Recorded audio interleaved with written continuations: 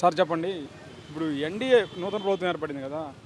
అటు చూసినట్లయితే చంద్రబాబు నాయుడు గారు ఇప్పుడు నిన్న తొలిగా 5 ఫైల్స్ మీద సంతకాలు పెట్టారు కదా! ఎలా ఉండబోతుంది అసలు ఆ ప్రభుత్వం, ఈ కొత్త ప్రభుత్వం, నూతన ప్రభుత్వం? ఎక్సలెంట్‌గా ఉండిద్దండి. యువతకి బాగా ఉత్తేజకరంగా ఉంటుంది. ఇప్పుడు గత ప్రభుత్వం చూసుకుంటే మెగా డిఎస్ అని చెప్పి 6,000 నోటిఫికేషన్ ఇచ్చారు. ఈ రోజున చంద్రబాబు నాయుడు గారు ఫస్ట్ సంతకం మెగా డిఎస్ చెప్పిన సంతకం పెట్టున్నాడు. 17,000 దాకా పోస్టులు భర్తీ చేసి ముందు సంతకం పెట్టున్నాడు. అదేవిధంగా పింఛనుదారులకి 4,000 పెంచాడు.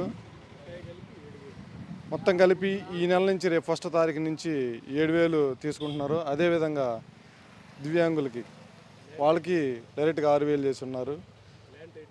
ల్యాండ్ టైటిల్ యాక్టింగ్, ఈ ల్యాండ్ టైటిలింగ్ యాక్ట్ ఏదైతే ఉందో ఇది సూపర్ చట్టం అని చెప్పేసి గతంలోనే పయ్యావల కేసు టీడీపీ అతను సాక్షాత్ వైసీపీని అభినందించాడు. ఇప్పుడు మళ్ళీ అది ఈ ల్యాండ్ టైటిల్ యాక్టింగ్ కరెక్ట్ కదా అంటున్నారు, ఏంటంటారు? లేదు సార్, అవన్నీ ఏం లేదు, బాగా దొరికిద్ది. ఈ ప్రభుత్వంలో స్టూడెంట్స్కి కానీ ఒక బాగా ముందుకి వెళ్ళడానికి, ఉద్యోగరీత్యా చేరుకోవడానికి, అదేవిధంగా అమరావతి రాజధాని కంపల్సరీగా వస్తుంది. బాగా చదువుకున్న వాళ్ళకి ఉపయోగకరంగా ఉంటుంది. అదేవిధంగా వాలంటీర్ వ్యవస్థ కూడా తీసుకొచ్చే పనిలో ఉన్నారు. ప్రతి ఇంటికి ఒక ఉపాధి కల్పించేలాగా చంద్రబాబు నాయుడు బాగా చేస్తారు. అదేవిధంగా సంతనూతలపల్లి నియోజకవర్గం చూసుకుంటే బిఎన్ విజయ్ కుమార్ సార్ గారు అంతకుముందు గత ప్రభుత్వంలో కాంగ్రెస్లో గెలుచున్నారు. అనేక ఊర్లు అభివృద్ధి చేసి ఉన్నాడు. ఇప్పుడు గెలిచాడు కాబట్టి ఆయన ప్రతి ఊరు డెవలప్ చేయడానికి ఉత్తేజకరంగా ఉన్నాడు. ప్రతి ఒక్కరు సహాయం చేయడానికి ఎప్పుడు వెనకాడలేదు.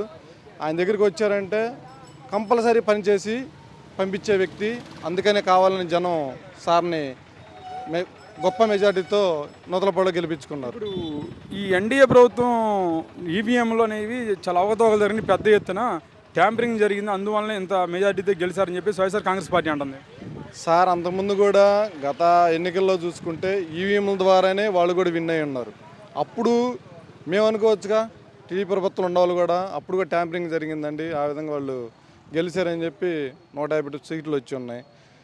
అప్పుడే సెటిల్ అయి ఉన్న ప్రభుత్వం 23 సీట్లు రావడం ఏంది అని చెప్పి వాళ్ళు కూడా అనుకోవచ్చుగా. వాళ్ళు కూడా ట్యాంపరింగ్ జరిగింది అనుకోవచ్చు కదా.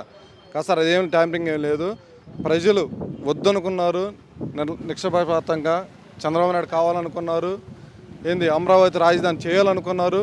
అందువల్లే జనం కూడా రివర్స్ అయ్యి సీఎం చేసుకోవాలని తెలుసుకున్న చంద్రబాబు నాయుడిని. ప్రతి ఒక్కరూ వ్యతిరేకతోటే ఈ యొక్క ఎన్డీఏ కూటమి రావడానికి ప్రజలందరూ మొగ్గు చూపారని దీని సమయంగా మనం చేసుకుంటున్నాం.